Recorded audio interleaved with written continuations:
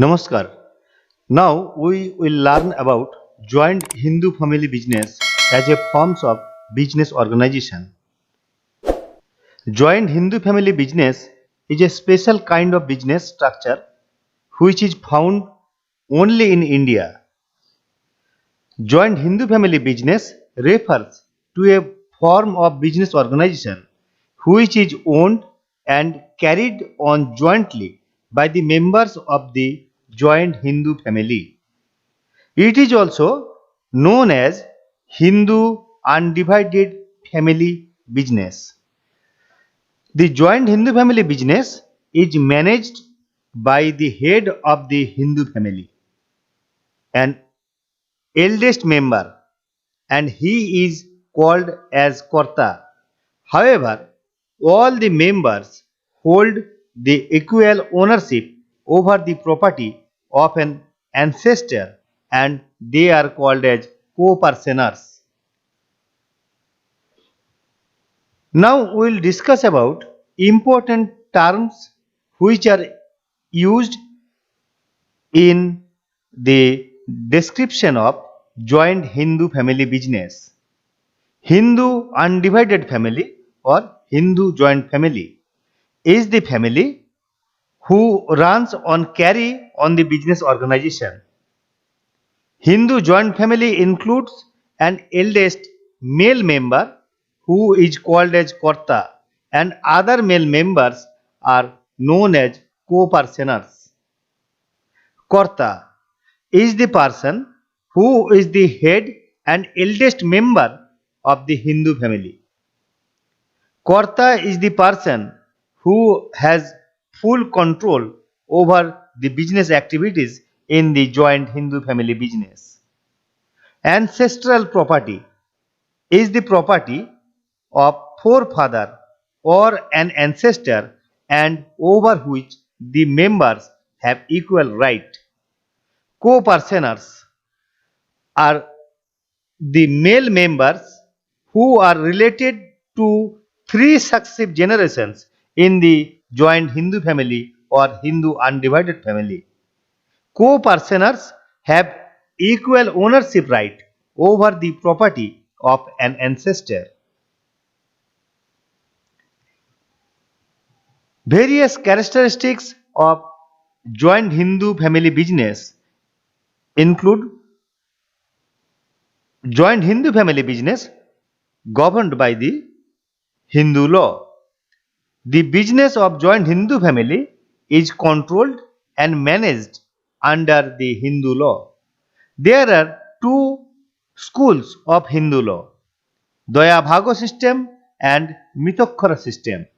In Daya system, the Hindu law prevails in West Bengal, which allows both the male and female members of the family to be co-parceners.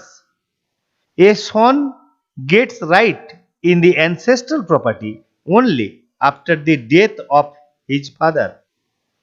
In contrast, in case of Mitokhara system, it prevails all over India except West Bengal, which allows only the male members to be co-parceners in the joint Hindu family business. Management. All the affairs of a joint Hindu family are controlled and managed by one person who is known as Karta or manager. The Karta is the senior most male member of the joint Hindu family who works in consultation with the other members of the family, but ultimately he has a final say. The members of the family have full faith and confidence in Karta. Only Karta is entitled to deal with the outsiders. However, other members can deal with the outsiders only with the permission of Karta. Another important characteristic of joint Hindu family business is the membership by birth. The membership of the joint Hindu family can be acquired only by birth. As soon as a male child is born in family, he becomes a member of the joint Hindu family. The membership requires no consent or agreement. Liability. Except the Karta, the liability of all other members is limited to their shares in the business. The Karta of the joint Hindu family is not only liable to the extent of his share in the business, but his separate property is equally attachable and amount of debt can be recovered from his separate property. Permanent existence of joint Hindu family business. The death, lunacy, or insolvency of any member of the family does not affect the existence of joint Hindu family business. The family goes on doing its business. Implied authority of Karta. In a joint Hindu family firm or business, only Karta has the implied authority to contract debts and place the credit and property of the firm for the ordinary purpose of the business of the firm. Minor also a partner in case of joint Hindu family business. In a partnership, minor cannot become co-partner, though he may be admitted to the benefit of the partnership. In contrast, in case of the joint Hindu family business, a minor can be treated as partner. Dissolution of the business firm. The joint Hindu family business can be dissolved only at the will of all the members of the joint Hindu family.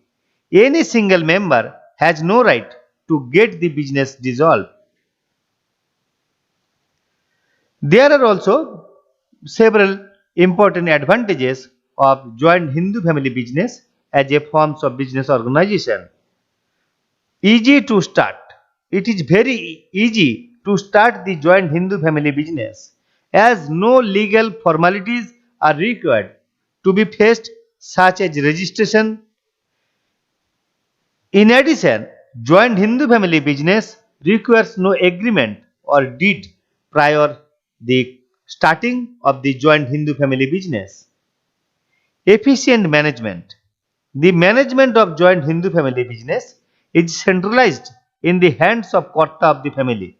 In this business, the Karta takes all decisions and gets them implemented with the help of other members.